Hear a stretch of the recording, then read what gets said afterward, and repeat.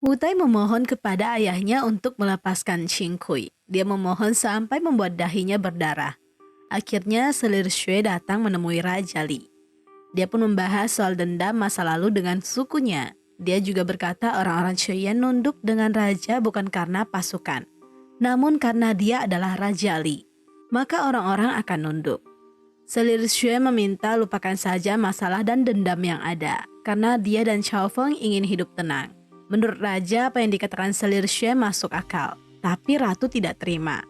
Ratu pun murka dengan keputusan Raja Li yang membebaskan Chao Feng dan Ye Tan. Mereka pun dengan cepat menjemput mereka berdua dan segera kembali ke kediaman mereka. Kebetulan mereka bertemu Chia Luoluo. Qingkui menyadari jika Chia Luoluo serius menyukai Wutai. Apalagi Chia Luoluo mengungkapkan bagaimana dia awal mula bisa begitu tertarik dengan Wutai. Tapi sayangnya Wutai malah mencintai Qingkui. Saat di akademi, Yao Qin datang untuk menjadi guru. Dia tidak mau sang istri kelelahan. Dia mengurangi jam belajar mereka. Semua murid otomatis merasa senang akan pengurangan jam ini. Yao Qin memberikan mereka tugas. Dia tidak lupa juga untuk memberikan hadiahnya ke Ye Tan secara diam-diam. Saat mereka mengumpulkan tugas, Ye Tan menyisipkan not untuk Yao Qin. Bichong mulai iri hati. Dia meminta Yao Qin untuk tinggal mengajarinya. Namun Yao Qin menolak dengan alasan pengurangan jam belajar. Lanjut, saat kembali ke halaman Tianpai, Yao Qin mengunjungi Ye Tan. Dia pun memberikan ajaran tambahan kepada Ye Tan. Dia mengajarkan beberapa jurus, namun suasana semakin romantis. Ye Tan berharap lebih sih sebenarnya. Tapi Yao Qin takut Ye Tan digosipkan hal buruk. Jadi dia memilih kembali pulang ke istananya saja. Lanjut, Ye Tan pergi menemui Yao Qin. Yao Qin pun takut suatu saat Ye Tan menghadapi bahaya. Dia berinisiatif mengajarkan Ye Tan untuk menghancurkan formasi. Ye Tan pun dibimbing Yao Qin untuk melepaskan jurus formasi. Karena Yao Qin sudah mengajarinya, Ye Tan memberikan Yao Qin hadiah sebuah kecupan. Permaisuri melihat efek yang ditimbulkan di langit ini. Dia mulai khawatir bagaimana kelanjutan hubungan Yao Qin dan Qingkui. Selanjutnya, Yao Qin pergi menemui permaisuri. Dia memberikan sedikit kode, namun awalnya permaisuri tidak peka sama sekali. Setelah melihat gerak-gerik Yao Qin, dia pun bersemangat dan ingin segera melangsungkan pernikahan Yao Qin dan selir langit. Di sisi lain, Qing Hang melihat gerak-gerik Hu Shui sangat aneh. Dia mengikutinya. Hu Shui memasuki salah satu rumah dewa dan ingin mengambil salah satu alat sihir. Namun alat itu dilindungi sihir yang hebat. Qing Heng menyelamatkan Hu Shui. 3 dewa muncul. Qing Heng dengan cepat bersandiwara dan mereka pun lolos akan kecurigaan para dewa ini.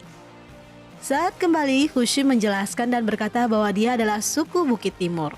Suku Bukit Timur adalah suku yang dimusuhi seluruh alam karena dianggap dapat menghancurkan. Hal ini membuat Qing Heng sangat kaget. Qing Heng pergi menemui Ling Pu. Dia bertanya soal suku Bukit Timur. Setelah menjelaskan secara singkat, Dewa Ling Pu meminta Qing Heng untuk tidak membahas hal ini di depan Kaisar Langit. Hu Shui yang sangat perhatian dengan Ye Tan, dia selalu menyiapkan makanan kesukaan Ye Tan. Dan dia bersedia mendampingi Ye Tan seumur hidupnya. Lanjut, saat di akademi, Yao Qin rupanya meminta buah madu penambah kultivasi dibagikan ke seluruh murid akademi. Semua mendapatkannya, namun tidak dengan Ye Tan. Perwakilan guru ini dengan terang-terangan tidak memberikan Ye Tan jatah buah madu itu. Ye Tan berusaha sabar karena dia tidak mau membuat nama Yao Qin jelek. Dia harus menjaga citranya. Rencana licik ini memang disiapkan oleh Bichong. Perwakilan dewa ini ingin memberikan pelajaran tambahan buat selir langit. Tapi hal ini membuat selir langit kesakitan. Ye Tan masih berusaha sabar karena ingin menikahi Yao Qin. Selir juga menahan Qing Heng dan Zhu untuk tidak tersulut emosi. Dia ingin pergi, tapi guru ini masih berusaha menyiksa Ye Tan. Dia membuat Ye Tan berlutut kesakitan. Ye Tan sedikit lagi mengeluarkan emosinya, tapi dia berhasil menahannya. Tiba-tiba guru Tuiyun itu diserang sebuah jurus. Rupanya itu adalah Yao Qin. Yao Qin sangat emosi melihat Ye Tan diperlakukan demikian. Dia meminta mereka mengantar selir kembali. Dia pun langsung melampiaskan emosinya kepada guru Tuiyun. Dewa lagi bucin nih, jangan macam-macam loh. Selanjutnya di dunia Chuyen, Chaofeng dan Qingkui mencoba menjodohkan Lolo dan Wutai. Lolo dengan lantang mengungkapkan cintanya. Dia memaksa ingin mencium Wutai. Wutai dengan cepat kabur. Lolo patah hati deh. Tapi dia tidak akan menyerah. Di sisi lain, Tuyun datang meminta maaf kepada Ye Tan. Jika Ye Tan tidak memaafkan dia tidak diperbolehkan pergi sama sekali. Dia pun bersujud sembah kepada Ye Tan. Ye Tan meminta dia untuk bangun, tapi Man dan Suwu yang emosi membiarkan hal ini. Fei Qi berusaha meredakan emosi Youqin. Youqin masih tidak terima selir ditindas. Dia benar-benar emosi sekali dan sudah tidak mau mendengarkan nasihat Fei Qi. Berita ini sampai di telinga Kaisar. Kaisar pun memanggil Youqin. Dia mengetahui Youqin masih mengingat ingatan hasrat dari rohnya saat di bumi. Dia meminta Youqin menanamkan penahan hasrat. Youqin dengan tegas menolak. Dia juga meminta Kaisar mencabut dirinya dari putra mahkota. Menurut dia, Qing Heng sudah dewasa dan bisa mengemban tugas ini. Kaisar murka. Dia pun menghukum Youqin di biro lighting sampai Youqin berpikiran jernih. Fei Qi mencari Ye Tan dan Man. Dia menceritakan apa yang terjadi. Dia meminta mereka untuk bertemu permaisuri supaya bisa membujuk Kaisar. Kaisar pun berbicara dengan permaisuri. Namun Kaisar memang begitu mencintai permaisuri. Dia tidak tahan melihat permaisuri sedih. Dia pun berjanji hanya menghukum Youqin 7 hari saja. Dia meminta permaisuri membujuk Youqin untuk tidak melepaskan status putra mahkotanya. Lanjut, Ye Tan menemui Youqin. Youqin pura-pura tersiksa, tapi bohong. Ye Tan mengetahui alasan Youqin melepaskan status putra mahkota. Dia tidak ingin suatu saat identitas Ye Tan ketahuan. Jadi dia sudah merencanakannya dengan baik. Youqin pun meminta Ye Tan untuk tenang saja. Dia memberikan hadiah kembang api kepadanya. Di Chuyen, Ratu merencanakan ide licik. Dia sengaja meminta Raja Li untuk mengangkat Wutai menjadi putra mahkota dan menjodohkannya dengan selir Chuyen. Ide ini pun disampaikan di aula Chuyen. Luo dan Chaofeng protes. Namun keputusan Raja Li sudah bulat. Qingkui juga sempat protes, tapi dia tidak bisa menentang perintah Raja Li. Dia berkata kepada Wutai, Wutai tahu betul isi hatinya. Setelah mengumumkan akan melangsungkan pernikahan dua pangeran, selir Xue dan yang lainnya mulai bingung harus bagaimana menentang semua ini. Chaofeng pun kesal. Mereka tidak bisa berbuat apapun. Dia hanya berniat membawa kabur Qingkui dari Chuyen. Dan dia akan mempercayakan pasukannya kepada Jia Luo. Di sisi lain, Bichong kesal Youqin mundur dari putra mahkota. Tapi dia mulai curiga ada yang tidak beres dengan selir langit. Karena gosip yang tersebar, selir langit itu anggun. Namun fakta yang terjadi tidak sesuai. Di alam Chuyen juga Ratu sudah merencanakan dengan matang untuk mempersulit Chaofeng dan yang lainnya. Dia juga menemukan sebuah lukisan, di mana lukisan itu hadiah dari Raja Tun. Hal ini membuat Ratu mengetahui rahasia tertukarnya selir langit dan selir Chuyen. Ratu yakin Kaisar tidak mengetahui hal ini. Dia pun memaksa Zhu untuk menjemput Kaisar supaya hadir di pesta pernikahan ini. Dan benar, Zhu dengan paksa menjemput Kaisar Tun untuk pergi ke alam Chuyen. Jia Luo memberitahukan hal ini kepada Chaofeng dan Qing yang siap kabur. Hal ini membuat mereka harus segera merubah rencana. Namun mereka bingung bagaimana Chaofeng menghadapi Ratu, karena dia sudah tidak memiliki kultivasi. Jia Luo pun mengeluarkan penawar ramuan racun ular. Ramuan ini bisa menyembuhkan semua racun dan mengembalikan kultivasi Chaofeng. Jia Luo meminta mereka jangan membuang-buang waktu lagi dan segera menyelamatkan Kaisar Tun. Lanjut, Bichong mulai beraksi. Dia pun menyelinap di istana Tianpai. Dia merubah dirinya menjadi sebuah anggur. Saat Ye Tan dan Man kembali, Ye Tan khawatir karena mendapatkan info jika Wutai jadi putra mahkota dan akan menikahi selir Chuyen. Keduanya terhubung dengan alat sihir siput. Bichong akhirnya mendapatkan rahasia mereka. Ye Tan ingin mendiskusikan hal ini dengan Youqin. Saat Man kembali, dia mencari alat komunikasi itu. Rupanya sudah tidak ada. Man menemui Tilan Cue. Tilan Cue melacak alatnya dan mereka bertemu Bichong. Tilan Cue yakin alat itu diambil oleh Bichong. Man pun dengan paksa mengambilnya. Namun Bichong sudah beriak jika selir itu palsu. Info ini pun langsung sampai ke telinga Kaisar. Kaisar akhirnya memerintahkan mereka semua untuk dibawa ke aula. Hu Shui dengan cepat memberitahukan berita ini kepada Yao Qin. Saat selir tiba di aula, Bichong langsung membongkar rahasia Ye Tan. Dia menjabarkan bukti-bukti yang dia ketahui. Dia juga memperlihatkan alat komunikasi Ye Tan dan Qin Kui. Ye Tan mengambil alat itu dan menghancurkannya. Dia pun mengaku kalau dirinya adalah Li Kuang Ye Tan. Di sisi lain, Yao Qin berjuang untuk keluar dari Biro Leiting. Karena dia ingin keluar dengan paksa, Yao Qin pun harus menerima serangan petir yang bertubi-tubi. Lanjut, di aula istana beberapa dewa-dewi merasakan hal ini tidak masalah. Karena bagaimanapun Ye Tan dan Yao Qin memang ditakdirkan berjodoh. Karena mereka berdua berhasil melewati jembatan jodoh. Di sini meskipun Yao Qin terluka parah, dia tidak menyerah dan tetap berusaha keluar. Dia berhasil menghancurkan penghalang di Biro Leiting ini. Kaisar pun memerintahkan untuk menghukum Ye Tan.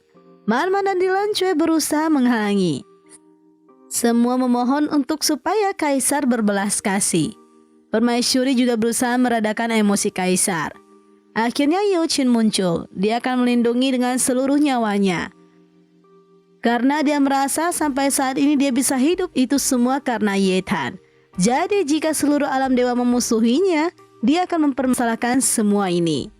Dia juga dengan tegas memutuskan untuk mundur dari putra mahkota dan meninggalkan istana langit.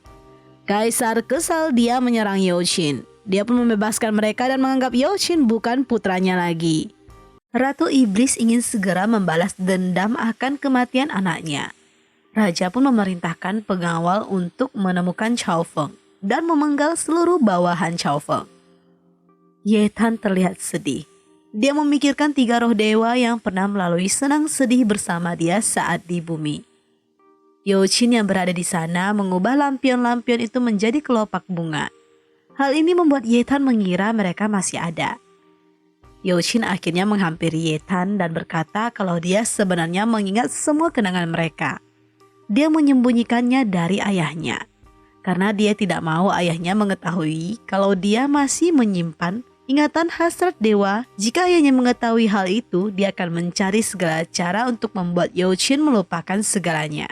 Yao Qin meminta maaf karena dia harus membohongi Ye Tan dan membuat Ye Tan sedih.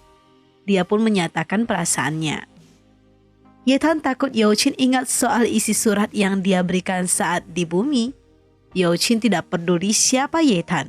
Yang dia suka adalah sosok Ye Tan yang selalu ada buat dia dan rela menerjang apapun demi dirinya. Ye Tan sangat bahagia mendengar semua ini. Ye Tan pun sedang dimabuk asmara. Dilan Cui memberikan sebuah alat supaya Ye Tan bisa berkomunikasi dengan Qin Kui. Dia menceritakan apa yang terjadi padanya di Istana Langit.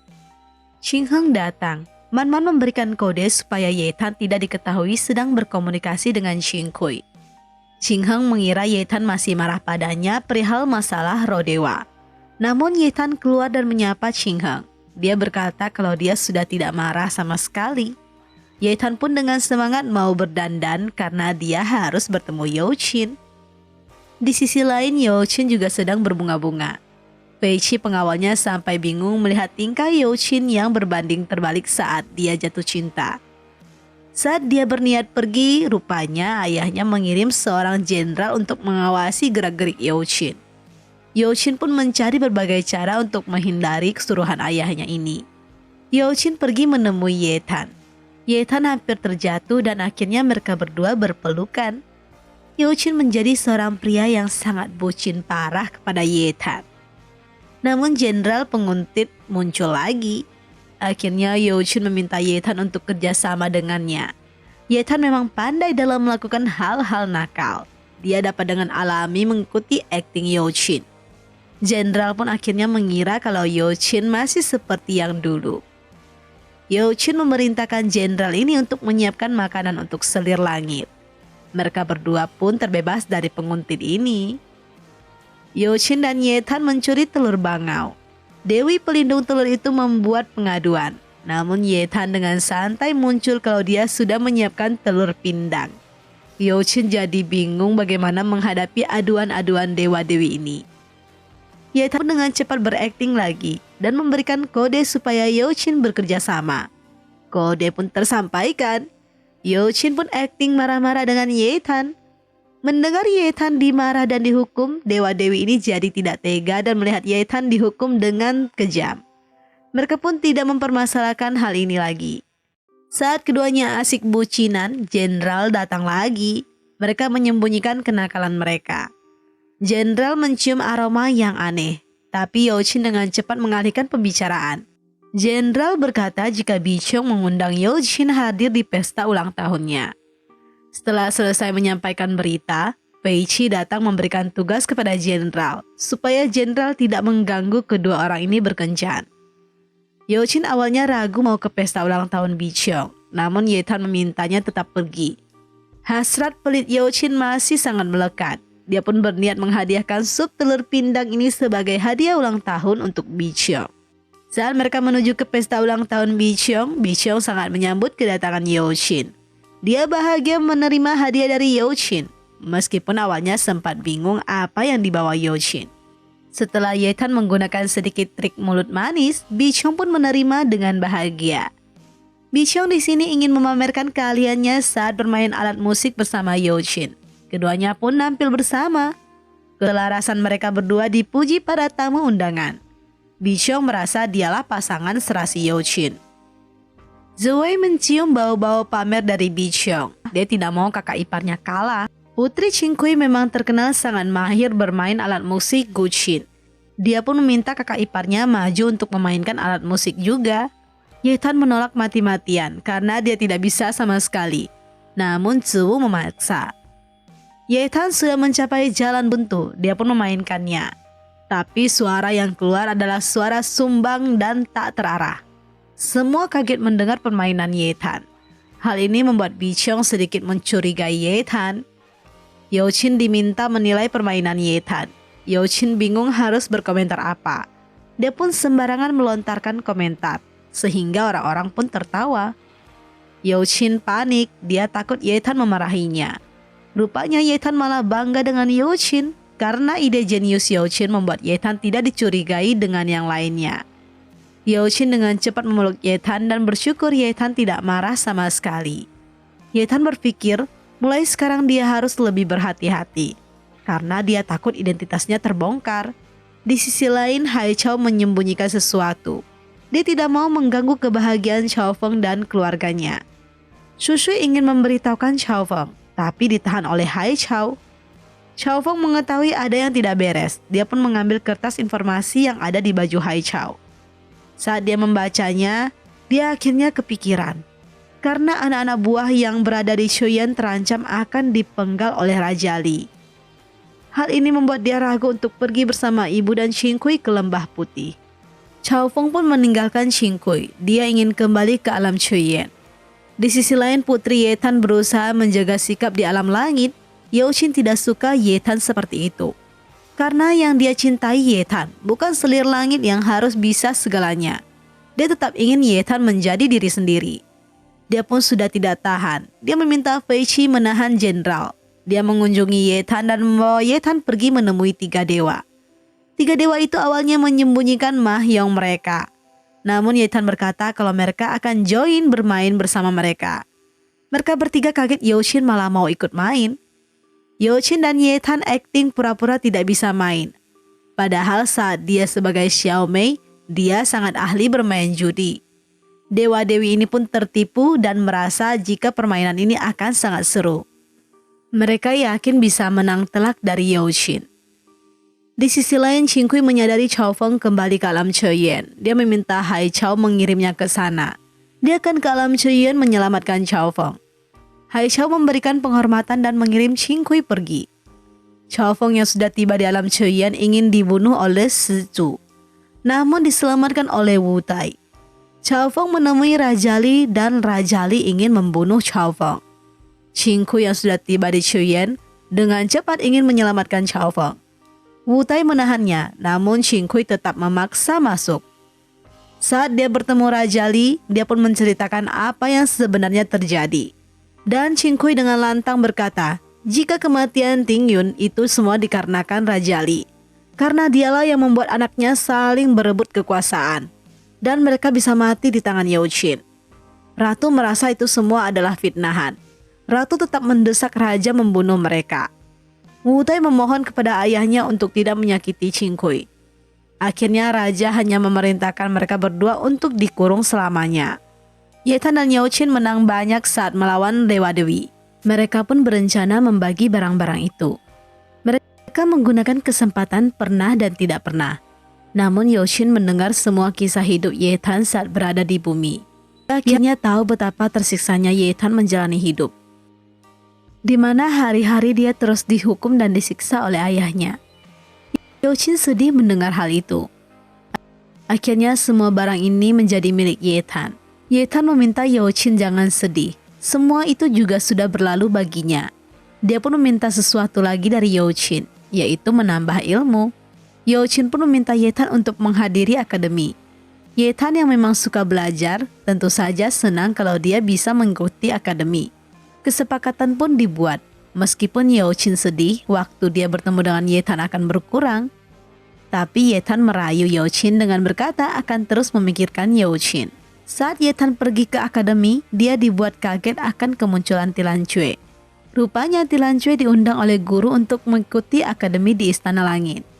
Qing He memang tidak suka sama Tilan Cue. Namun saat Bi Qiong rese dan terus-terusan memojokkan Ye Tan, Tilan Cue tidak tahan dan membantu Ye Tan.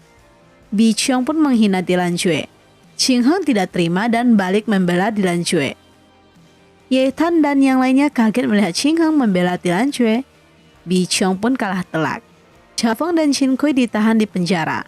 Bawahan Cao Feng memberikan penghormatan dan tidak rela meninggalkan Cao Feng. Akhirnya Qin Kui mengajukan untuk menikah di penjara dengan Cao Feng. Mereka pun menjalankan sesi pernikahan sederhana. Keduanya pun kini sudah resmi menjadi sepasang suami istri. Yao Qin yang seharian tidak ketemu Ye Tan pun mulai kangen. Dia mencari cara untuk menemui Ye Tan. Tapi susah karena jenderal terus-terusan menempel padanya. Kebetulan Ye Tan telah menyelesaikan akademinya, pengawal mengabarkan. Namun dengan cepat dialihkan sama Yao Qin. Yao Qin pun membohongi jenderal. Dia berkata ingin menemui ibunya. Rupanya dia menghampiri Ye Tan yang sedang sibuk dengan tugasnya. Yao Qin meminta dia istirahat. Ye Tan tidak mau. Ye Tan kelelahan sampai tertidur. Yao Qin hanya bisa membiarkan Ye Tan untuk istirahat. Hari pernikahan di alam Cheyuan dilaksanakan. Saat Qin Kui masuk ke ruang pesta, Kaisar kaget melihat sosok Qin Kui. Qin Kui dengan cepat memberi kode supaya ayahnya mengikuti alur cerita mereka. Ratu lebih pintar lagi. Dia meminta Kaisar membuka lukisan yang dia kirim. Alhasil rahasia mereka terbongkar. Raja Li sadar orang yang ada di lukisan adalah orang yang dia temui di tanah keruntuhan. Raja Li pun mempertanyakan hal ini. Qin Kui pun mengaku Cao Feng awalnya ingin menanggung beban pertukaran ini.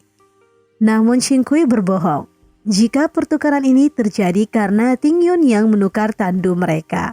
Qin Kui membuat semua masalah ini dimulai dari Ting Yun yang ingin membunuh Wu Tai. Qin Kui berhasil membalikkan fakta. Ratu terpojokkan. Selir Xue juga tidak ragu untuk ikut melanjutkan cerita bohong ini, supaya mereka bisa membuat Ratu tidak berkutik. Ratu marah dan ingin membunuh mereka semua. Wu Tai pun menahan serangan itu. Raja Li ingin membunuh Qin Kui. Wu Tai memohon untuk tidak menyakiti wanita yang dia cintai. Akhirnya raja membebaskan mereka dan meminta mereka untuk tidak boleh masuk ke alam Cheyuan lagi. Tilan Cue dan Ziwu ditugaskan untuk mencari Yao Qin dan menyerahkan energi murni. Namun saat mereka ke gerbang, mereka melihat Hu Shui yang ngotot mau turun ke bumi menemui Ye Tan. Atas bantuan Qing Heng, Hu Shui berhasil diberikan izin turun. Tilan Cue dan Ziwu juga pergi menyusul. Selanjutnya, Ye Tan dan Qin Kui kembali bertemu. Ye Tan dibuat kaget karena Qin Kui datang membawa ayahnya. Agak canggung sih. Namun Kaisar Tun dibuat frustasi akan pemandangan putri-putrinya yang menikah tidak sesuai ekspektasi dia. Kaisar sudah mengetahui semua kebenaran ini. Kaisar dibuat makin frustasi karena Cao Feng terus memanggilnya ayah mertua. Ibu Cao Feng meminta Kaisar menghukum anaknya. Kaisar ngomel tak henti-henti karena kesal dengan pertukaran yang dibuat Cao Feng ini. Ye Tan dan Yao Qin tersenyum saja melihat kehebohan ini. Mereka pun kembali ke kediaman Kaisar Tun. Ye Tan membawa Yaoxin ke aula tempat dia dibesarkan. Yaoxin merasa sakit hati melihat keadaan ruangan ini, karena dia tahu betapa tersiksanya saat Ye Tan masih kecil. Ye Tan juga menjelaskan alasan dia ingin menjadi penjahat Cheyuan. Di sisi lain, Qingku yang memang sudah resmi menikah dengan Chao Feng sudah merencanakan masa depan mereka yang bahagia. Yaoxin pun bermain catur dengan Raja Tun. Yaoxin yang penasaran bertanya mengapa Ye Tan selalu diperlakukan buruk. Akhirnya Kaisar Tun merasa Yaoxin benar-benar tulus mencintai Ye Tan. Dia pun menceritakan masa lalunya, di mana dia selalu didesak para warga dan pejabat untuk membunuh Ye Tan. Karena Ye Tan dianggap anak pembawa bencana dan kesialan bagi suku manusia. Karena dia terpojokan, dia pun menjodohkan Ye Tan dengan putra mahkota Cheyuan. Dengan begini, mereka tidak akan menuntut Kaisar untuk membunuh Ye Tan. Hidup Ye Tan sangatlah keras. Dia berkali-kali dikucilkan dan dijele-jelekan. Karena ini dia belajar membela diri. Bahkan dia sampai ingin dibunuh oleh pengasuhnya sendiri. Karena hal itu dia tidak percaya dengan siapapun dan terus hidup dalam ketakutan. Ye Tan mendengar pembicaraan mereka. Ye Tan akhirnya tahu kenyataannya.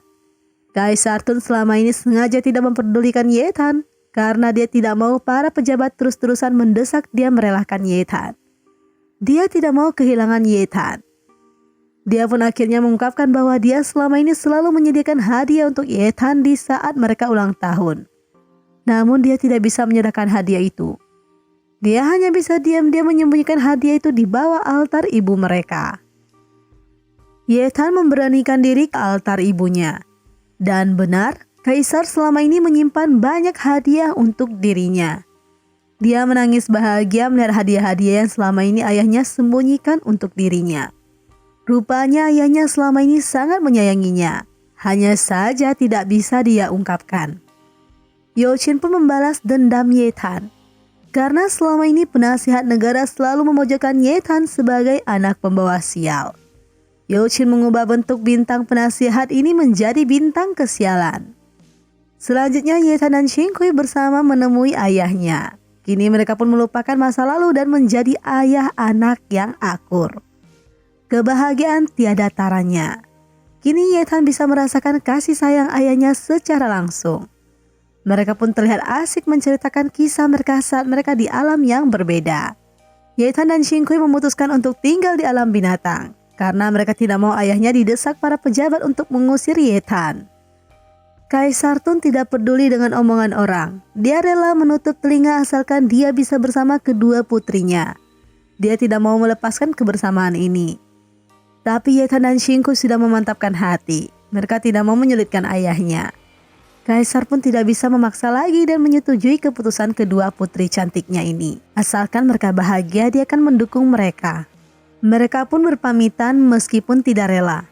Kaisar harus dengan lapang dada melepaskan kepergian putri kembarnya. Setiba di dunia binatang, Ye Tan mulai mempermasalahkan Chao Feng yang akan bersama kakaknya. Dia meminta pembuktian Chao Feng supaya dia yakin Chao Feng bisa menghidupi kakaknya. Chao Feng pun kerja keras. Saat Chao Feng memberikan penghasilannya, Ye Tan masih terlihat tidak puas. Chao Feng meminta tips dari Yaoxin. Yaoxin menceritakan pengalamannya saat mencari uang bersama Ye Tan. Chao Feng pun pergi ke gurun untuk merampok para penjahat. Chao Feng pulang dengan sekarung emas. Ye Tan bangga dan senang, dia pun mengakui Chao Feng sebagai abang iparnya. Tapi Qingku tidak suka. Dia pun menceramahi mereka. Yaoxin buka suara sedikit saja. Tapi dia pun ciut akhirnya. Chao Feng meminta maaf kepada Qingku. Dia berjanji tidak akan mengulanginya lagi. Dia pun mendapatkan ide baru untuk mencari uang. Qingku mendukung ide Chao Feng. Keesokannya, Maman dan yang lainnya menemukan keberadaan Ye Tan. Kebetulan Hu Shui juga datang. Qingku senang berkenalan dengan teman baru. Sedikit kelucuan, di mana Tilan Chue meminta Ziwu buat diam. Dan jangan membocorkan cara dia menemukan keberadaan Ye Tan. Tapi tidak dengan Man Man. Man Man dengan belak-belakan mengungkapkan hal itu. Semua pun tertawa. Malam harinya, Yaoxin membahas soal pernikahan dengan Ye Tan. Dia ingin menepati janjinya yang akan memberikan sebuah pernikahan yang indah untuk Ye Tan. Dia ingin melangsungkannya segera. karena kebetulan semuanya sudah berkumpul. Mereka pun ingin menikmati pemandian air panas.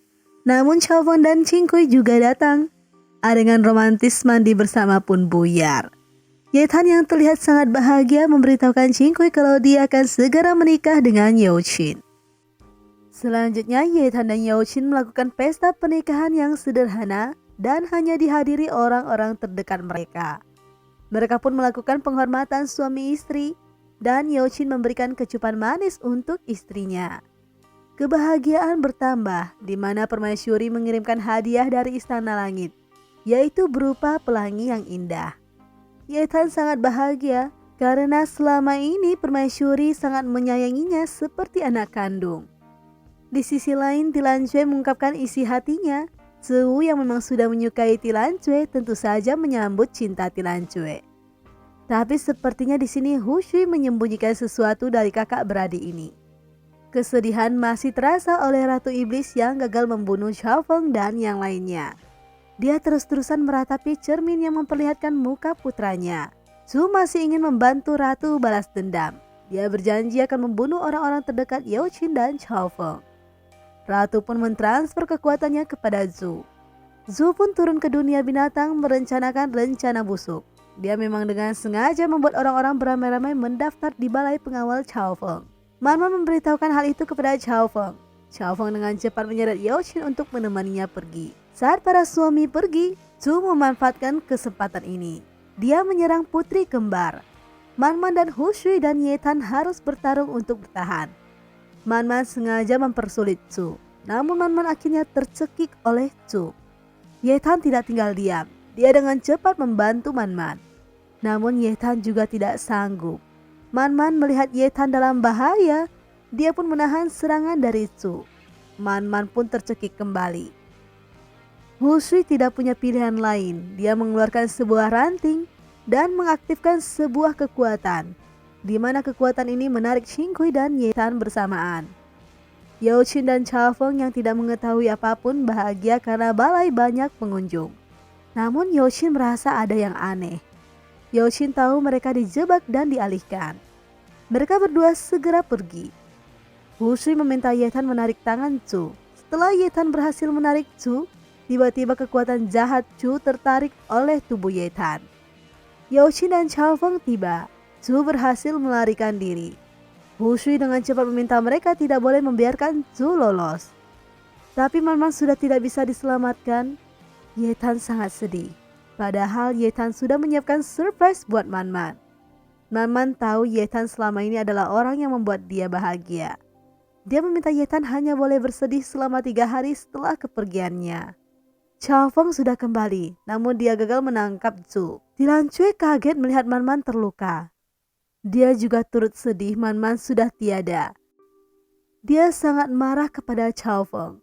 Youqin dan Zhu berusaha menenangkan Tilanjue. Hari pemakaman Man-man. Tilanjue dan Yetan adalah orang yang paling kehilangan. Namun mereka harus rela melepaskan kepergian Man-man. Man-man adalah sahabat Yetan sedari dulu. Hanya Man-man lah yang selalu menemaninya di saat dia dikucilkan di istana. Mereka berdua sudah berjanji untuk selalu merayakan hari persahabatan mereka. Namun hari persahabatan ini malah menjadi hari perpisahan mereka juga. Tilanjue ingin mengantar Man-man ke peristirahatan terakhir. Yetan ingin ikut. Namun Hu Shui melarang. Yetan meminta Hu Shui mengungkapkan rahasia yang mereka tidak ketahui selama ini. Karena dia aneh, mengapa dirinya bisa menyerap energi kotor. Hu Shui pun mengungkapkan kebenarannya. Karena Yetan dan Qingkui lahir dari pohon suci suku Bukit Timur. Mereka berdua adalah bunga kembar yang selama ini ditakuti oleh 4 alam. Namun semuanya tidak percaya. Bahkan Qingkui juga merasa mereka suku manusia. Mana mungkin jadi roh bunga? Bagi Hu Shui, bunga kembar memang kebetulan memiliki kekuatan yang sangat dahsyat. Tapi mereka bukan pendosa. 4 alam ngotot menghancurkan mereka. Setelah 10.000 tahun mereka malah terlahir kembali dari suku manusia. Youqin mempertanyakan bagaimana Hu Shui bisa mengetahui ini semua. Hu Shui pun mengungkapkan jika dia menyaksikan bagaimana suku dia dimusnahkan. Flashback ya. Dulu 4 alam mengincar pohon suci. Mereka menganggap bunga kembar bisa menghancurkan dunia kelak. Tapi suku Bukit Timur tidak terima. Mereka pun berusaha mempertahankan pohon suci ini. Pembantaian suku Bukit Timur tidak bisa terelakkan. Suku Bukit Timur yang terus melindungi pohon suci rela mengorbankan nyawa mereka. Hushui menyaksikan kematian sukunya. Orang tua Hushui menggunakan lentera pengumpul jiwa untuk menyimpan roh suku Bukit Timur. Namun mereka tertangkap basah pasukan dan mereka pun ikut terbunuh. Ling Pu turun dan mengambil lentera itu. Dia menyimpannya untuk melindungi roh yang tersimpan di sana. Tapi Hushui juga ikut terbunuh. Rohnya malah tersebar dan menumpang pada sebuah tumbuhan kecambah. Ye Tan yang mengetahui kebenaran itu sangat sedih karena dia merasa dirinya bukan hanya pembawa sial, namun dia juga penghancur dunia. Xingkui meminta Ye Tan untuk tidak sedih karena dia kini tidak akan sendiri. Dia akan menemaninya. Hushui kini sudah mengungkapkan identitas aslinya, yaitu Su Zhi. Dia meminta mereka berdua untuk pergi karena mereka akan menjadi incaran 4 alam. Zhu berhasil kembali ke Chuyen dan melaporkan kepada Raja Li. Zhu memperlihatkan tangannya yang terkena serangan roh bunga. Raja Li merasa ini ancaman besar. Dia memerintahkan untuk segera membunuh mereka. Dia juga tidak lupa untuk mengumpulkan 4 alam untuk bekerja sama. Mereka pun melakukan rapat. Tapi di sini Kaisar Tun dibuat kaget. Rupanya roh bunga itu adalah anak kembarnya. Dia masih tidak percaya dan merasa hal ini tidaklah mungkin. Raja Li tetap memerintahkan untuk membunuh kedua putrinya karena dianggap dapat menghancurkan dunia. Kaisar Tun protes besar-besaran. Kaisar Langit memutuskan bekerja bersama dengan Raja Li untuk membunuh Ye Tan dan Xingkui. Kaisar Tun benar-benar emosi, tapi dia bingung bagaimana melawan dua pemimpin ini. Ye Tan bermimpi Yao Qin ingin membunuhnya karena mengetahui identitas aslinya. Namun saat Ye Tan terbangun, Yao Qin berjanji akan selalu melindunginya seumur hidup. Dia meminta Ye Tan untuk tetap tenang. Keesokannya Raja Binatang datang menemui mereka. Dia meminta mereka meninggalkan alam binatang. Dia juga akan berpura-pura tidak melihat mereka dan meminta mereka untuk jaga diri. Mereka mengerti posisi Raja Binatang juga serba salah. Jadi mereka pun segera memikirkan langkah selanjutnya. Kaisar mengumpulkan pasukan untuk menangkap roh bunga. Awalnya 3 dewa mencoba membela dan memberikan masukan. Namun mereka tidak bisa melawan perintah Kaisar. Kaisar sudah dengan tegas memutuskan untuk memusnahkan roh bunga penghancur dunia. Di alam Chuyen, Raja Li juga memerintahkan untuk membunuh roh bunga. Awalnya tangan kanan Wu Tai ingin membantu Wu Tai berbicara, tapi dia bernasib buruk, malah dibunuh Raja Li yang sedang murka. Raja Li dengan tegas memerintahkan pasukannya untuk memusnahkan Ye Tan dan Xingkui. Di sisi lain, Raja kesal mendengar ocehan penasihat negara yang terus mendesak Raja Tun membunuh putrinya. Kekesalannya semakin tak tertahankan. Akhirnya Raja Tun dengan tegas meminta pengawal memasukkan penasihat negara ke dalam penjara. Sewu yang memohon kepada ayahnya untuk tidak membunuh roh bunga, namun tidak dihiraukan. Akhirnya Permaisuri meminta mereka untuk mencari segala cara untuk melindungi roh bunga dan Yao Qin. Ye Tan dan yang lainnya harus kabur-kaburan. Mereka pun beristirahat sejenak. Xingkui penasaran bagaimana menghilangkan kekuatan mereka. Menurut Su Zhi, tidak ada cara menghilangkan roh bunga, terkecuali salah satu dari mereka meninggal. Maka kekuatan roh bunga secara otomatis akan menghilang. Xingkui pun terdiam dan berpikir. Dia pun sampai tidak fokus saat dipanggil Ye Tan. Saat pasukan suku langit datang menghampiri mereka, Yao Qin tidak tega membunuh mereka. Mereka pun memilih kabur saja. Namun saat tiba di kota Wanliang, mereka bertemu pasukan Chuyen. Cao Feng pun tidak tega, karena itu adalah pasukan pengintai. Xingkui juga memohon membebaskan mereka, tapi tidak dengan Su Zhi. Dia memilih untuk membunuh mereka. Dia tidak mau kedua putri dalam bahaya. Jadi dia yang akan membunuh orang-orang yang mengincar mereka. Karena dia tahu mereka semua tidak akan tega. Di sisi lain, Kaisar Langit menyebarkan titah kepada para pengawalnya.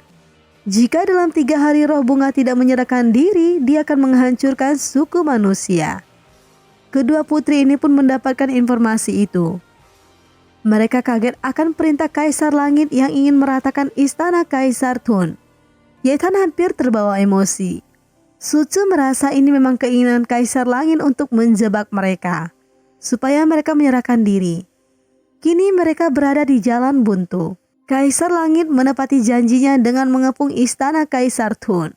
Kaisar Tun awalnya ingin bernegosiasi dengan damai, namun dia tidak dihiraukan sama sekali. Akhirnya dia turun dan menghampiri mereka. Dia pun ingin membela putrinya mati-matian. Dia sampai siap bertarung dengan mereka jika mereka tetap kekeh menyakiti putrinya. Namun dua pengawal Istana Langit datang dan memberitahukan jika dua roh sedang berada di aula Istana Langit. Jika para kaisar tidak datang, mereka akan menghancurkan aula 9 awan. Kaisar dan Raja Li kembali ke Istana Langit dan menuju aula 9 awan. Yetan dan Qingkui menyatukan kekuatannya untuk melawan mereka. Mereka pun melakukan negosiasi, di mana mereka minta 4 alam jangan mengganggu suku Bukit Timur dan menyerahkan lentera pengumpul jiwa. Yetan dan Qingkui akan berjanji tidak menggunakan kekuatan roh bunga. Mereka mendapatkan banyak dukungan, mulai dari suku Xia dan para dewa-dewi lainnya. Kaisar terpojokkan. Dia pun hanya bisa menyetujui negosiasi mereka. Raja Li tentu saja tidak setuju, tapi Kaisar diam-diam membisikkan kata-kata yang bersiap untuk melakukan rencana besar lainnya. Mereka pun akhirnya dibebaskan. Mereka kini bisa pergi dengan tenang. Kini lentera pengumpul jiwa telah dikembalikan kepada Suzu. Dia berterima kasih atas bantuan para dewa. Dia berniat membangkitkan kembali roh-roh suku Bukit Timur. Dia pun pamit diri. Mereka pergi ke tanah keruntuhan. Suzu membuka segel lentera pengumpul jiwa. Namun saat dibuka, yang muncul malah hal aneh. Yao Qin dan Chao Feng juga tertangkap. Rupanya ini adalah formasi pelahap hati. Hal ini bisa membuat mereka tidak bisa menggunakan kekuatan mereka. Rupanya ini adalah rencana besar Raja Li dan Kaisar Langit untuk membasmi roh bunga. Mereka berdua pun tidak sanggup melawan Raja Langit dan Kaisar. Qingkui tidak ingin Yetan dalam bahaya. Dia pun berkata jika dia mempunyai satu rahasia. Dia berkata jika salah satu di antara mereka mati, maka kekuatan roh bunga tidak akan bisa digunakan. Jadi mereka tidak akan membuat segel tanah keruntuhan terbuka. Suzu bisa menjadi saksi dari apa yang dia ucapkan. Suzu terpaksa harus mengangguk. Yetan tidak mau. Dia terus berteriak supaya Qingkui tidak melakukan hal bodoh. Dia terus menangis dan meminta dilepaskan. Raja Li meminta Qingkui bunuh diri. Qingkui mengambil pedang itu. Dia meminta semua pengawal menjadi saksi atas janji mereka.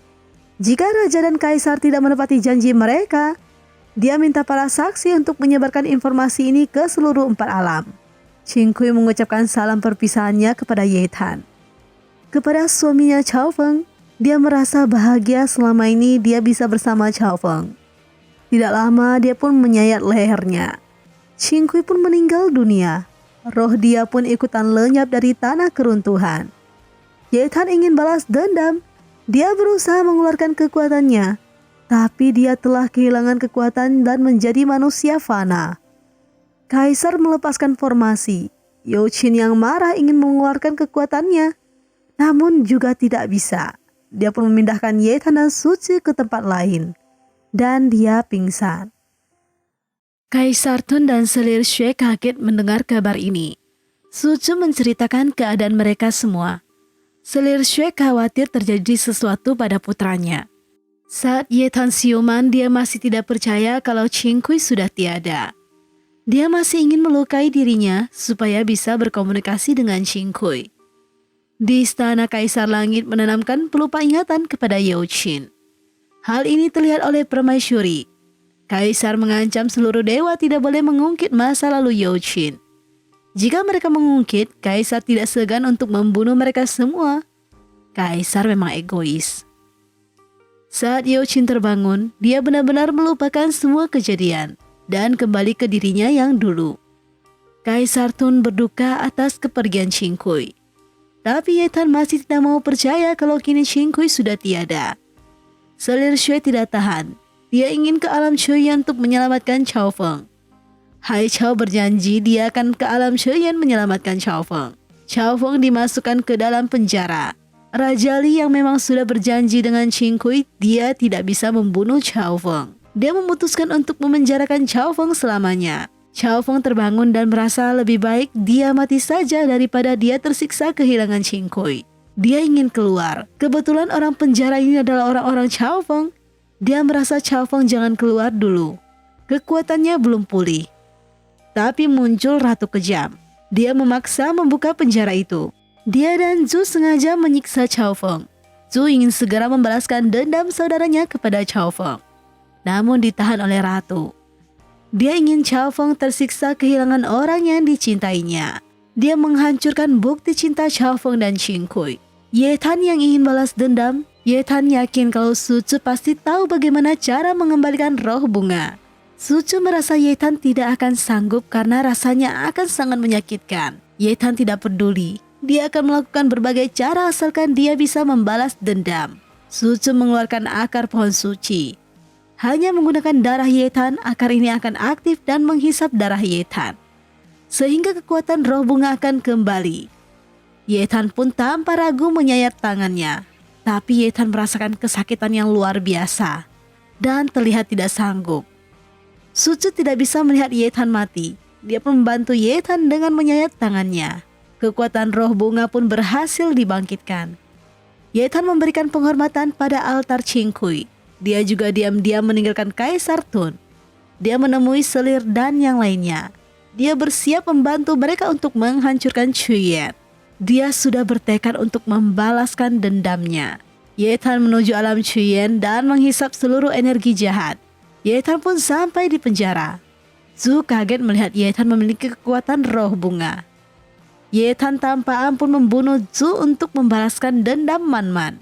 Chao Feng yang sudah terbebas kini ikut Ye Tan pergi menemui Raja Li. Ye Tan menghajar semua orang yang berani menghalanginya. Bahkan prajurit Chuyen bukanlah tandingannya. Dia menghisap seluruh energi kotor. Setelah berhasil menghabisi seluruh prajurit Chuyen, Chao Feng sengaja memprovokasi Ratu. Raja Li juga menyerang Ye Tan. Ye Tan yang memang sudah memiliki kekuatan roh bunga berhasil menangkis seluruh serangan Raja Li. Chao Feng dan Hai Chao tidak mampu melawan Ratu. Akhirnya Selir Shui dan Su Shui dicekik oleh Ratu. Raja Li memang bukan tandingannya Ye Tan. Ye Tan dengan gampang menyerap seluruh kekuatan jahat Raja Li. Ratu pun teralihkan. Melihat keadaan ini, Selir Shui memanfaatkan kesempatan. Dia pun menyerang Ratu dengan kekuatannya. Ratu akhirnya metong deh menyusul putra tercintanya. Ye Tan pun hampir menyerap seluruh energi Raja Li. Selir Shui dan Chao Feng masih berusaha menahan dan berharap ayahnya bisa bertobat. Bukannya bertobat, dia malah memaki mereka dengan sebutan pendosa. Ye Tan akhirnya membunuh Raja Li tanpa ampun. Pasukan alam Chuyen berniat menyerang Ye Tan. Ye Tan meminta mereka untuk tunduk padanya. Karena dia telah menghabisi Raja Li. Tapi beberapa ada yang tidak mau.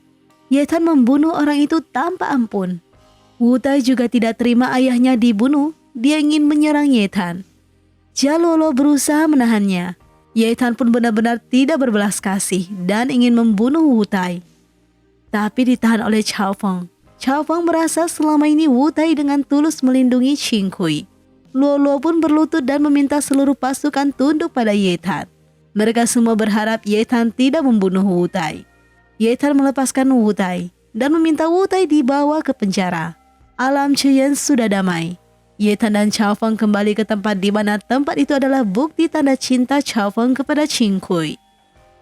Ye Tan menyerahkan roh bunga Qing Kui yang tersisa kepada Chao Feng. Selir Shui berterima kasih atas kebaikan Ye Tan.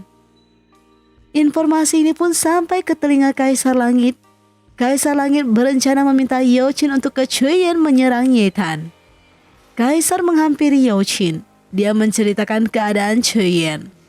Yao Qin yang memang sudah tidak mengingat Ye Tan, mengajukan diri untuk turun ke Chuyen membunuh Ye Tan. Hal ini membuat permaisuri syok. Dia dengan tegas meminta Yao Qin untuk tidak boleh membunuh Ye Tan. Yao Qin tidak mau mendengar penjelasan ibunya dan memilih segera pergi. Permaisuri sangat marah kepada Kaisar yang hanya bisa mengendalikan Yao Qin demi kekuasaannya. Permaisuri sudah tidak sanggup lagi menghadapi sikap egois Kaisar dan memilih mengakhiri hubungan mereka. Kaisar pun tidak peduli dengan omongan permaisuri. Wei Qi merasa kini akan menjadi hal yang sangat rumit. Permaisuri dengan cepat meminta Wei Qi menyampaikan informasi ini kepada Qing Heng. Setelah Wei Qi memberitahukan apa yang terjadi, Qing Heng dan Dewa Dewi sangatlah kaget. Di sisi lain, Yao Qin sudah datang ke Chuyen dengan membawa banyak sekali pasukan langit. Awalnya Ye Tan mengira Yao Qin datang karena ingin menemuinya. Dia menyambut dengan penuh senyuman. Tapi Ye Tan dibuat kaget karena Yao Qin tidak mengingatnya sama sekali. Jenderal pun meminta jangan percaya dengan siluman ini. Dia meminta pasukan menyerang. Yao Qin menahan mereka. Ye Tan berusaha menjelaskan tapi tidak berhasil. Dia pun yakin dia pasti bisa membuat Yao Qin mengingatnya kembali. Yao Qin menahan Ye Tan dengan formasi bintang. Ye Tan ingat Yao Qin pernah mengajarkannya cara menghancurkan formasi ini. Yao Qin pun heran kenapa Ye Tan bisa menghancurkan formasi ini. Ye Tan pun menyerang Yao Qin dengan jurus pedang yang diajarkan Yao Qin. Dia ingin membuat Yao Qin kembali mengingatnya. Karena jurus pedang ini jugalah yang diajarkan olehnya. Yao Qin semakin bingung sebenarnya siapa Ye Tan ini. Ye Tan pun berkata, Yao Qin tidak percaya dan tetap ingin membunuh Ye Tan. Tapi dia tidak jadi melakukannya. Dia aneh, mengapa dia tidak tega membunuh Ye Tan. Qing Heng dan yang lainnya muncul. Yao Qin semakin bingung mengapa mereka memihak kepada Ye Tan. Qing Heng pun menjelaskan jika Yao Qin ditanam penghilang hasrat oleh ayahnya. Maka dari itu dia tidak mengingat apapun. Jenderal masih ingin menyerang mereka. Yao Qin dengan tegas menahan mereka semua. Yao Qin bertanya-tanya sebenarnya mengapa Zhou dan Qing Heng melawan Kaisar. Dia benar-benar tidak mengingat apapun. Pasukan Chuyen sudah datang. Yao Qin merasa ini akan merugikan mereka. Yao Qin pun memutuskan untuk kembali. Ye Tan sangat sedih Yao Qin orang yang paling dia rindukan malah melupakan kenangan mereka. Kaisar Tun muncul. Ye Tan sedikit mendapatkan kekuatan dari kemunculan ayahnya. Kini ayahnya akan sepenuh hati mendukung keputusan Ye Tan. Di Istana Langit, Yao Qin memberitahukan kepada Kaisar Langit jika Qing Heng dan Zhiwu muncul. Ayahnya malah merasa mereka itu pengkhianat. Dia meminta Yao Qin untuk tidak berbelas kasih kepada siluman roh bunga. Kejam kalilah ya Kaisar satu ini. Yao Qin yang telah kembali terus diawasi oleh jenderal suruhan ayahnya. Tapi Yao Qin terus berpikir dan penasaran siapa Ye Tan ini. Dan mengapa semua orang terlihat melindungi Ye Tan. Mereka bahkan berusaha memberikan kode-kode yang sulit dipahami Yao Qin. Yao Qin juga teringat kalau Ye Tan menyebutkan dirinya adalah istri Yao Qin. Wei Qi memanggil Yao Qin untuk pergi menata bintang. Dia pun menahan jenderal supaya tidak terus berada di dekat Yao Qin. Saat Yao Qin mengatur formasi bintang, dia jadi sedikit teringat dengan bintang Yueyan yang dia berikan kepada seorang wanita. Di sisi lain, Ye Tan sudah memantapkan diri untuk menyerang Istana Langit. Dia pun akan terus mengingat kisah cinta mereka. Dia melepaskan bintang Yueyan yang diberikan Yao Qin kepadanya. Dia berharap keduanya tidak saling bertarung satu sama lain. Saat Yao Qin menerima bintang Yueyan, dia pun merasakan sesuatu ingatan dan akhirnya kerucut penghilang hasrat luntur. Dia pun kembali mengingat Ye Tan. Jenderal pun tidak bisa berkutik deh. Ye Tan datang ke Istana Langit. Dia menemui Kaisar untuk mempermasalahkan soal kematian Qing Kui. Tapi Yao Qin muncul. Kaisar meminta Yao Qin membunuh Ye Tan. Tapi Yao Qin bersumpah dia tidak akan menghunuskan pedangnya kepada Ye Tan. Kaisar kaget kalau Yao Qin kini sudah mengingat semua tentang Ye Tan. Kaisar sudah terpojokan. Yao Qin meminta ayahnya untuk bertobat, mengaku salah dan menyerahkan lentera pengumpul jiwa. Kaisar sudah tidak bisa berbuat apapun. Dia menyerahkan lentera pengumpul jiwa. Tapi saat Su Tzu membuka segelnya, roh suku Bukit Timur sudah tidak ada sama sekali. Rupanya pada zaman dulu, roh suku Bukit Timur sudah habis dihancurkan oleh kaisar terdahulu dengan api dewa. Dia tidak menyisakan satupun roh Bukit Timur. Su Tzu marah, dia pun menyerang kaisar. Ye Tan membantu Su Tzu menghajar Kaisar Langit. Kaisar Langit pun terpental karena tidak mampu menahan kekuatan dahsyat Ye Tan. Su Tzu mendesak Ye Tan untuk membalaskan dendam suku mereka dan Qing Kui. Kaisar Langit masih saja sombong dan menghina Yetan. Akhirnya Yetan melemparkan senjatanya dan menghancurkan inti kekuatan Kaisar. Dia sengaja memberikan pelajaran pada Kaisar. Dia membiarkan Kaisar hidup tanpa kekuatan dan ditinggalkan keluarga. Yetan merasa dendamnya kini sudah terbalaskan. Dia pun pergi meninggalkan Istana Langit. Satu persatu anaknya pergi meninggalkan Kaisar. Tidak ada yang berada di pihak Kaisar sama sekali. Yetan kembali dan berbicara dengan roh bunga Qingkui. Qingkui terlihat merespon ucapan Yetan. Setelah itu Yetan pingsan karena kelelahan. Youqin terus berada di sisinya dan menemani Yetan sampai Yetan siuman. Saat Yetan siuman, dia pergi ke sebuah tempat di Chuyen, di mana di sana banyak sekali prajurit yang terluka. Prajurit itu pun menolak bantuan dari Kaisar Tun. Kaisar Tun memohon pada mereka untuk melampiaskan semua kemarahan mereka pada dirinya, jangan pada Yetan. Yetan yang melihat niat ayahnya begitu besar untuk melindungi dirinya. Youqin memberikan hadiah kembang api untuk Yetan. Yetan kini sudah bisa menerima keadaan jika Qingkui sudah tiada. Dia berjanji akan menjalani hidupnya supaya lebih baik lagi. Dia benar-benar bahagia masih ada sosok Youqin di sisinya. Yetan pergi menemui Chao Feng. Namun dia bingung, di tempat Chao Feng banyak sekali buku-buku berserakan. Rupanya Chao Feng berusaha mencari cara untuk membangkitkan Qingkui. Dia tidak mau menyerah. Yetan memberitahukan Chao Feng kalau dirinya kini tidak mau menjadi pemimpin Chuyen lagi. Yetan akan menemui Su Zhi.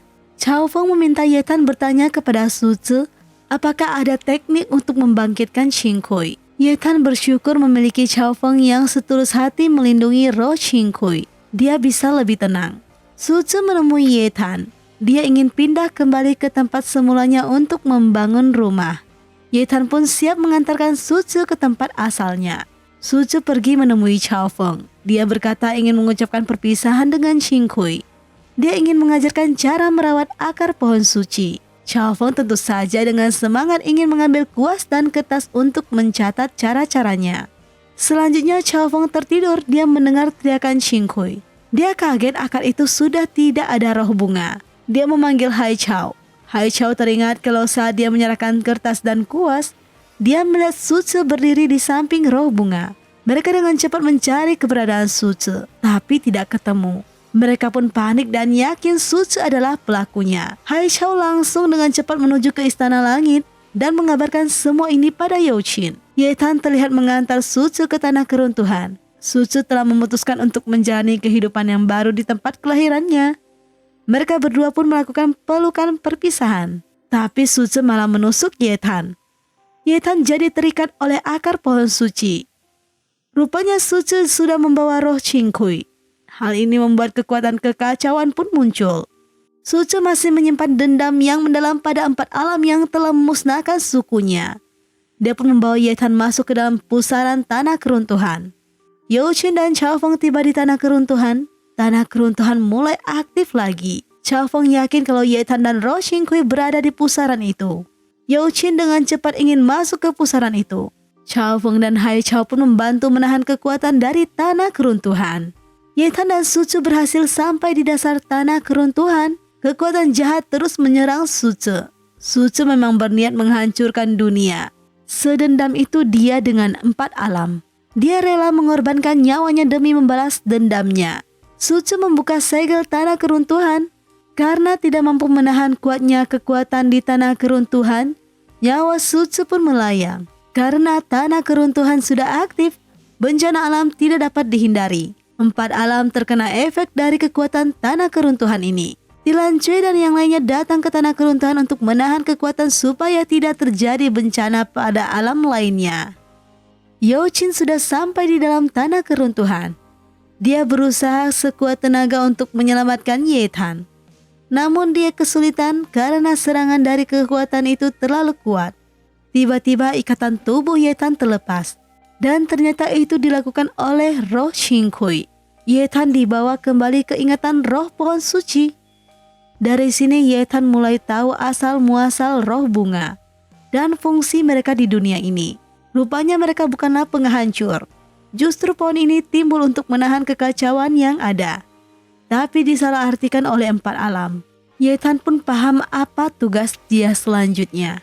Yao Qin berhasil menyelamatkan Ye Tan. Dia membawa Ye Tan keluar dari tanah keruntuhan. Ye Tan melihat Yao Qin kesakitan. Dia akhirnya mendorong Yao Qin pergi. Dia pun ingin menjalankan tugasnya. Dia tahu mereka tidak akan sanggup menyegel kembali tanah keruntuhan. Jadi dia rela mengorbankan dirinya demi ketentraman 4 alam. Dia merasa bersyukur bisa bertemu dan dipersatukan dengan Yao Qin. Dia berterima kasih juga kepada mereka yang selalu peduli dan sayang padanya. Dia pun menyatukan roh Qingkui dan menyerap seluruh kekuatan tanah keruntuhan.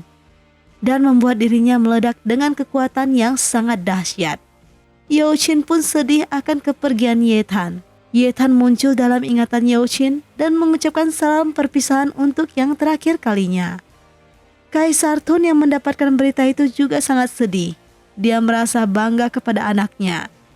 Padahal sejak dulu terus dihina sebagai anak pembawa sial. Malah dia rela mengorbankan dirinya supaya 4 alam tidak hancur. Yang ditinggalkan tetap harus menjalani hidup mereka. Wu Tai sudah keluar dari penjara dan dia pun berdamai dengan Chao Feng dan menghibur Chao Feng. Dia kini akan menduduki posisi Raja Chuyen. Dia membutuhkan bantuan Chao Feng. Kekuatan dia banyak terkuras. Para dewa membantu dia untuk pulih. Yao Qin bertanya kepada para dewa, apakah ada cara membangkitkan roh bunga? Mereka tidak tahu sama sekali karena informasi tentang Bukit Timur sangatlah sedikit. Kaisar pun muncul. Kaisar datang kali ini meminta maaf kepada Yao Qin. Dia malu pada mereka karena telah berbuat egois. Dia mengira Ye Tan itu penghancur, malahan Ye Tan lah yang menyelamatkan dunia ini. Dia pun mengangkat Qing Heng sebagai penerusnya. Kaisar berkata jika ada cara membangkitkan roh bunga. Yao Qin langsung semangat. Dengan cara menanamkan tumbuhan dan mengembalikan kembali suasana Bukit Timur, bisa memacu jamur ungu nadi tanah bangkit kembali. Yao Qin tentu saja bahagia mendengar hal ini. Dia bersiap untuk melakukan berbagai cara, asalkan bisa membangkitkan kembali roh bunga kembar. Chao Feng pun mendapatkan info itu. Dia sangat bahagia karena ada cara membangkitkan jamur ungu nadi tanah. Dia berniat untuk menjadi penduduk Bukit Timur. Dia meminta Hai Chao untuk membereskan barang-barangnya.